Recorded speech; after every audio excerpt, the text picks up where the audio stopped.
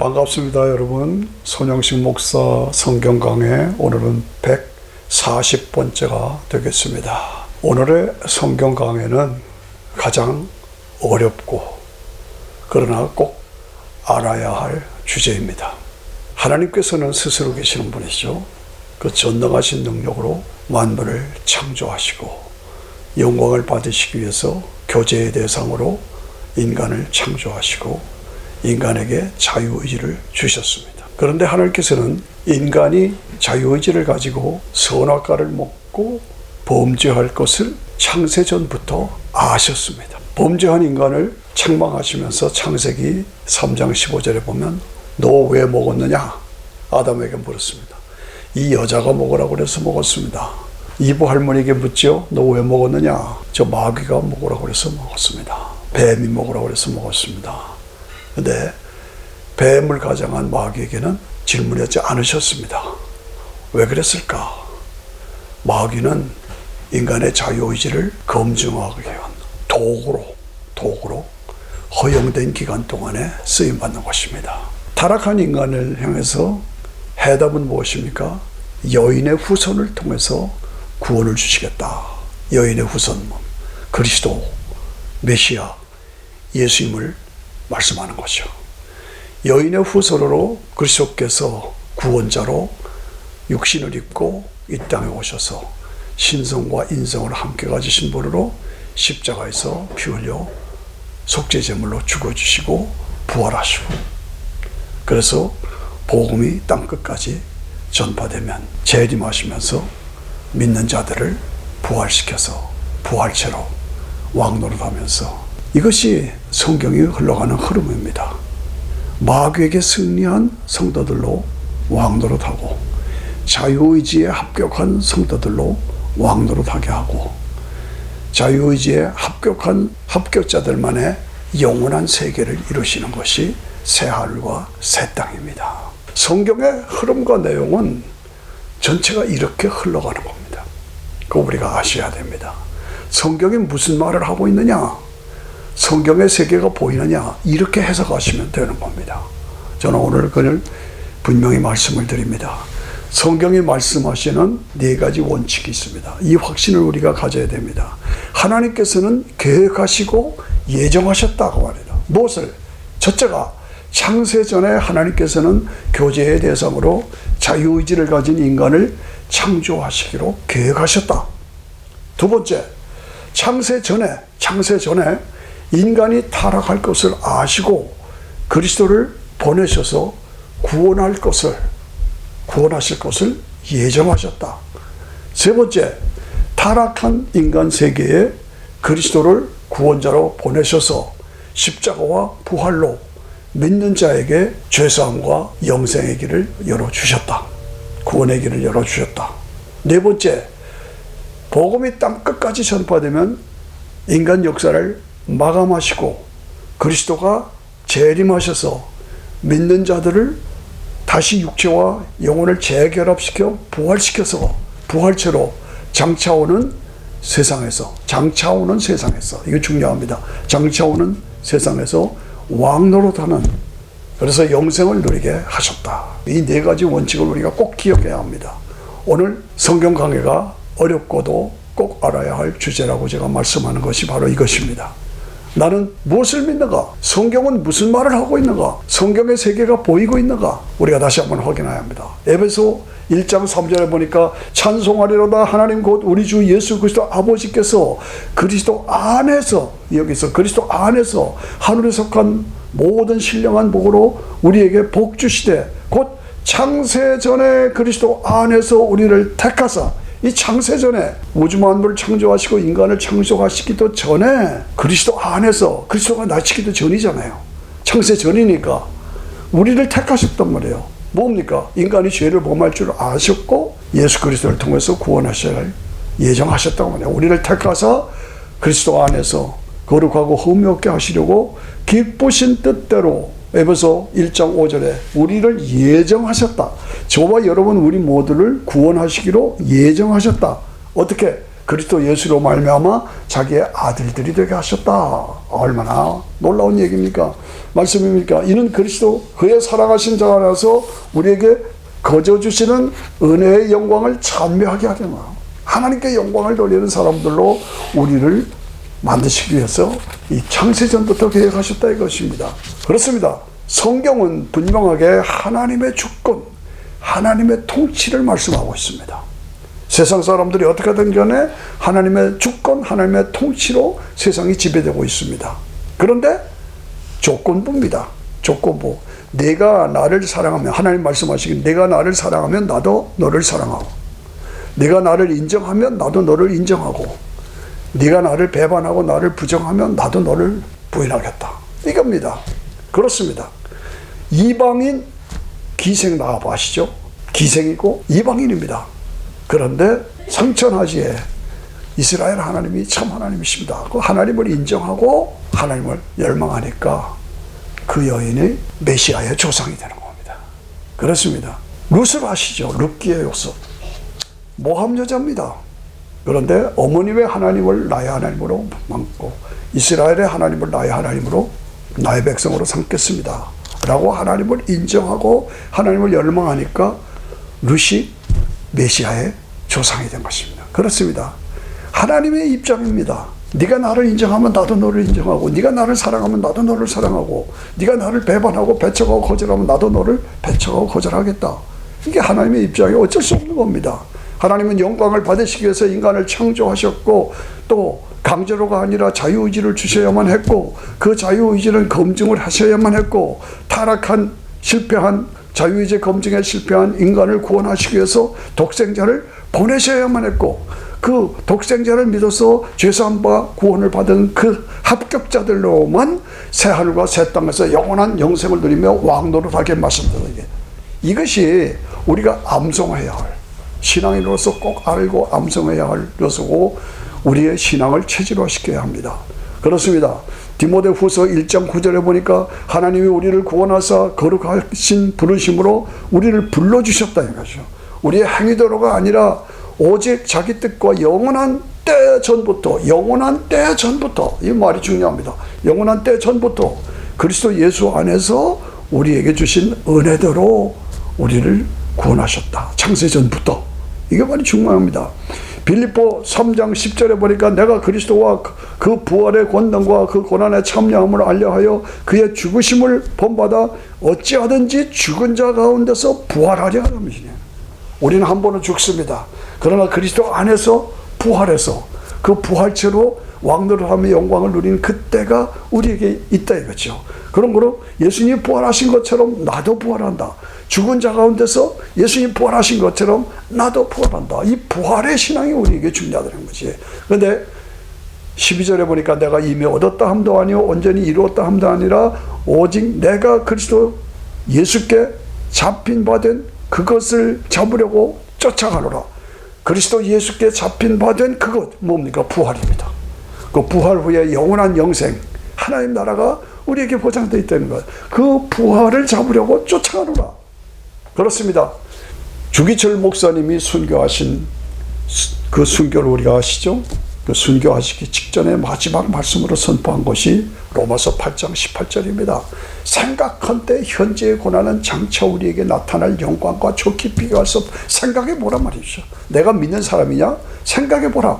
현재 우리가 고난을 받지만은 장차 우리에게는 주님이 재림하시고 우리가 부활하고 영원한 영광을 누릴 그때가 우리에게 있다냐. 그때가 온다는 거. 그거하고 비교할 데가 없다는 거. 비교할 것이 없다.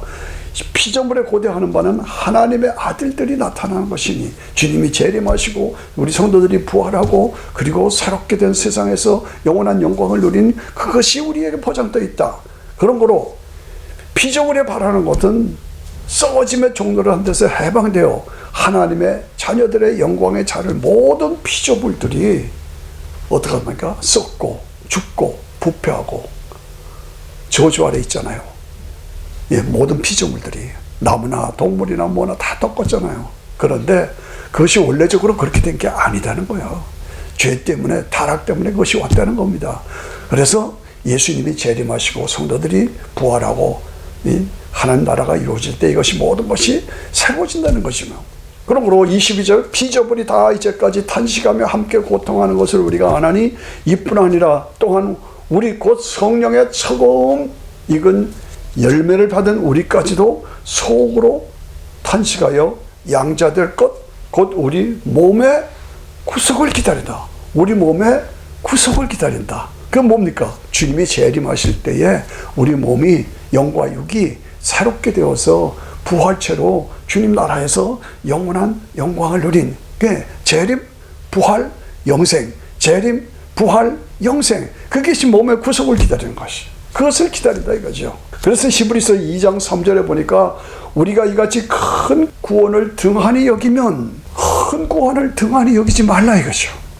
복음을 듣고도 등한히 여기고 소홀히 여기고 비웃고 거절하고 배척하고 그러지 말라는 겁니다. 이 큰 구원을 등한히 여기면 안 된다. 하나님이 우리에게 말한 바 장차오는 세상, 우리 인간 세계에는 장차오는 세상이 있다는 거예요. 장차오는 세상. 그러므로 성경이 구분하는 것은 창세 전에, 우주 만물을 창조하시기 전에 스스로 계신 전능하신 하나님의 세계가 있고, 하나님이 계시고, 그 다음에 세상을 창조하실 때 자유의지를 가진 인간이 마귀의 유혹을 받아서 타락해서 저주, 눈물, 아픔 속에 있는 이 세상, 오늘 우리가 살고 있는 이 세상이 있고, 그리고 그것을 해결하시기 위해서 그리스도를 보내셔서 믿는 자들을 구분하셔서 그들을 따로 불러서서 부활시켜서 새로운 세계가 이루어진다. 그게 뭡니까? 장차오는 세상이에요. 장차오는 세상. 창조 이전의 세상, 타락한 인간 세상, 고난과 저주 아래 있는 이 땅, 우리가 살고 있는 지금 이 세상, 그리고 그 가운데서 예수님을 믿어 구원받은 사람들을 따로 구분하셔서 영원한 영생을 누리게 오는 장차오는 세상. 이걸 우리가 알아야 합니다. 오늘 이 세상이 다가 아니라는 거예요. 이 세상에서 내가 어떻게 살았느냐, 예수를 믿었느냐, 그거에 따라서 장차오는 세상에 우리에게 준비되어 있다는 겁니다. 에베소 1장 21절에 보니까 모든 정세와 권세와 능력과 주관하는 자와 이 세상뿐 아니라 오는 세상, 이 세상뿐만 아니라 오는 세상이 우리에게 있다. 장차오는 세상이 있다. 그 세계에서, 오는 세상에서도, 장차오는 세상에서도 또 창세전부터 하나님께서는 그리스도를 통해서, 메시아를 통해서, 예수님을 통해서 구원을 계획하셨다. 이것을 실행하셨다며. 그리고 믿는 자들에게 영원한 영생, 하나님 나라를 우리에게 예비해 놓으셨다. 창조 이전의 세상, 타락한 저주 아래 있는 이 세상, 메시아를 보내셔서 구원받은 사람들로 새롭게 이루어질 장차오는 세상. 이걸 우리가 분명히 알아야 돼요. 이 세상 것이 다가 아닙니다. 장차오는 세상이 영원한 것입니다. 그래서 예수 그리스도를 우리에게 보내주신 것이다. 계시록 22장 1절에 보니까 놀랍습니다.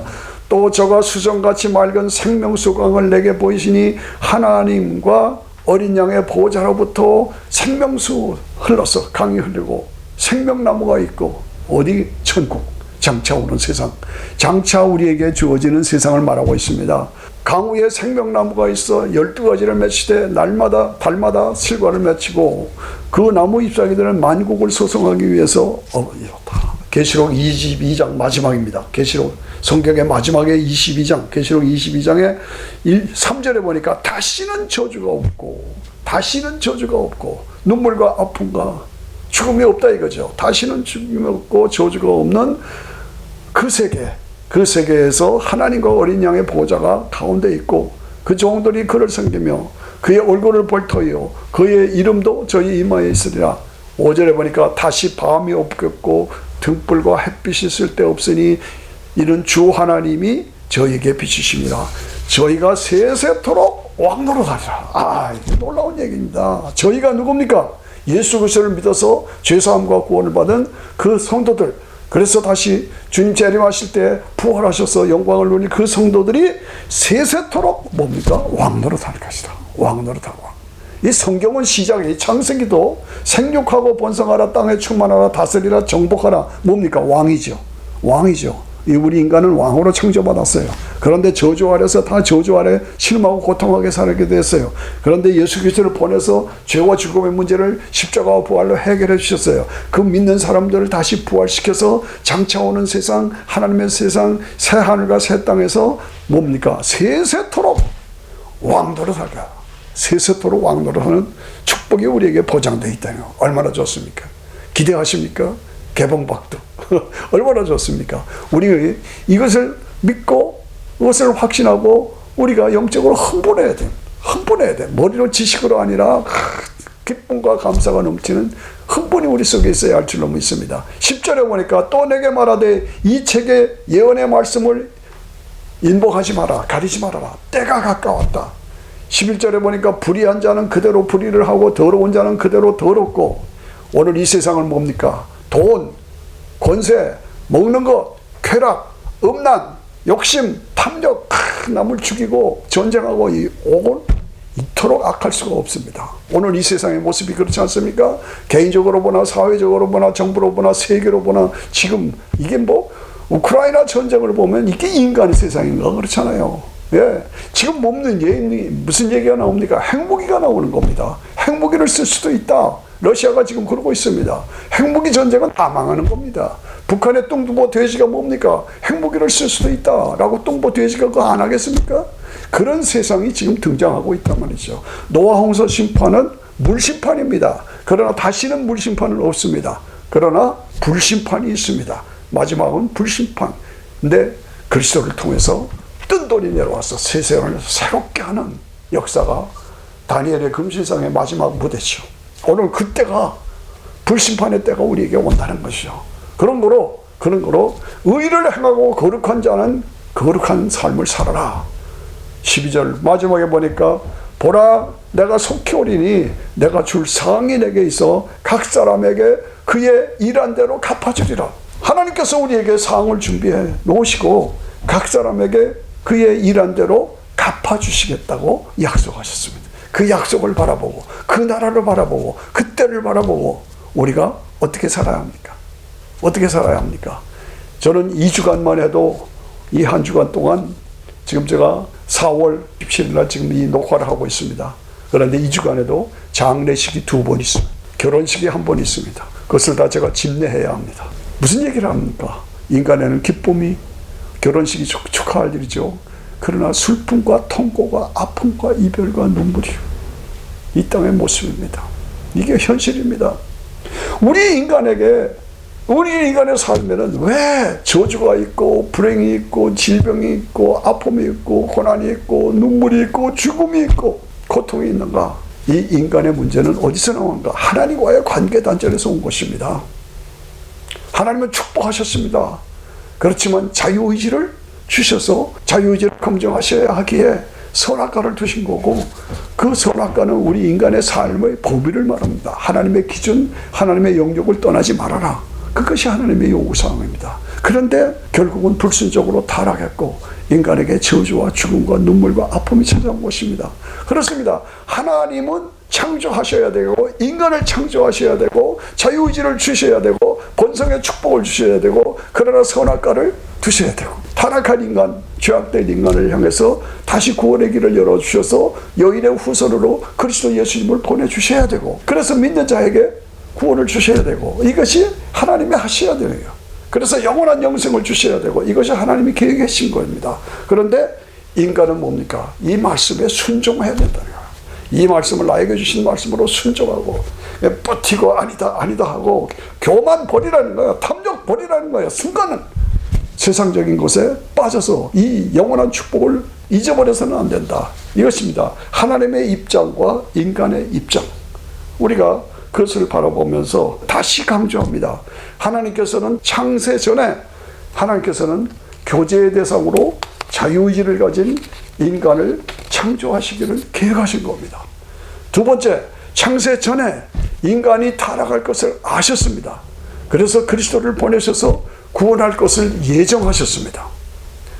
다시 세 번째, 타락한 인간 세상에 그리스도를 보내셔서 십자가와 부활로 죄와 죽음의 문제를 해결해 주셨고, 이것을 믿는 자에게 구원의 영생의 길을 열어주셨습니다. 네 번째, 마지막으로 복음이 땅 끝까지 전파되면 역사를 마감하시고 그리스도가 재림하셔서 믿는 자들을 육체와 영혼을 재결합시켜서 부활시켜서 장차오는 세상에서 영원한 영광의 아버지 집에서 장차오는 세상에서 왕노릇하며 영생을 누리게 하셨습니다. 이것이 우리에게 부어진 메시지입니다. 그렇습니다. 요한복음 10장 10절에서는 도적이 온 곳은 도둑질하고 죽이고 파괴하는 것입니다. 예수님이 내가 온 곳은 생명을 주고 더 풍성하게 하려 함이니라. 이 세상 나라의 모습입니다. 이 세상 나라 파괴되고 타락한 이 세상에서 예수님이 오셔서 구원과 영생의 길을 주셨습니다. 어느 것을 따라갈 것이냐? 마귀를 따라갈 것이냐? 예수님을 따라갈 것이냐? 순간을 위해서 영원한 것을 잃어버릴 것이냐? 영원한 축복과 영생과 영광이 나에게 있기 때문에 순간을 믿음으로 희생하면서 사명을 감당하며 살 것인가 작정해야 합니다. 고린도전서 2장 2절에서는 뭡니까? 내가 예수 그리스도와 그의 십자가에 못 박힌 것 이외에는 알지 않기로 작정하였다. 사도 바울의 작정이 우리 모두의 작정이 되어야 되지 않겠습니까? 그렇습니다. 십자가의 복음이 멸망받은 사람들에게는 미련하게 보여, 어리석게 보여. 그러나 구원을 받은 우리에게는 하나님의 능력이 되는 것입니다. 어느 쪽을 어떻게 어느 길로 가시겠습니까? 결단하십시다. 새롭게 도전합니다. 감사합니다.